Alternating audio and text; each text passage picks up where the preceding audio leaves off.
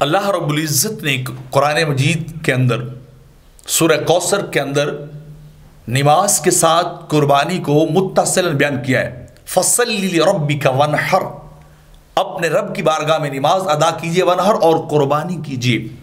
تو اللہ نے نماز اور قربانی کو اکٹھا ذکر کیا تاکہ بندوں کو پتہ چلے کہ جو قربانی کرنا چاہتا ہے وہ نماز کو ادا کرنے والا بھی ہو۔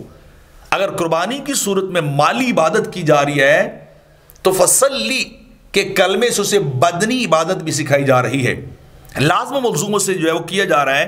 تو مطلب کیا ہے کہ جو قربانی کرنے والا ہو وہ نماز کا پابند ہو جائے، وہ نماز کو بھی اپنے اوپر لازمی سمجھے۔ یہ نہیں ہے کہ سال کے بعد وہ صرف مال دے دے، جانور کو ذبح کر دے اور پھر فارغ ہو جائے۔ فرمایا نا، فصلی، پہلے نماز کو اپنے اوپر لازم کر، اپنے آپ کو نماز کا خوگر بنا، اپنی طبیعت کو نماز والی بنا، اور پھر چل کہاں تو قربانی کرنے کے لیے۔ کیونکہ حدیث مبارکہ کے اندر آتا ہے، میرے آقا علیہ السلام نے فرمایا الصلاۃ ثلاثۃ الثلاث، نماز کی تین حصے ہیں، الطہور ثلث والرکوع ثلث والسجود ثلث۔ فرمایا ایک حصہ طہارت ہے نماز کا، ایک حصہ رکوع ہے، ایک حصہ سجود ہے۔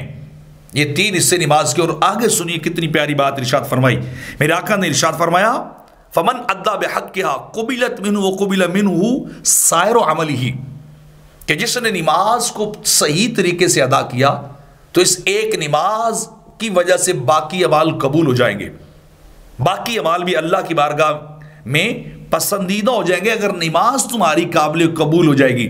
اور فرمایا دوسری جگہ پہ ومن ردت علیہ الصلاۃ رد علیہ سائر عملہ، میرے آقا نے فرمایا دوسرا حکم کہ جس کی نماز رد کر دے گی اس کا کوئی عمل بھی قبول نہیں ہوگا، یعنی بنیاد نماز ہے۔ تو اگر چاہتے ہیں کہ قربانی قبول ہو جائے تو پھر نماز قابل قبول بنائیے، اپنے آپ کو نمازی بنائیے، سجدوں والا بنائیے، مسجد میں جانے والا بنائیے، تاکہ نماز قبول ہوئی تو قربانی بھی قبول ہو جائے گی۔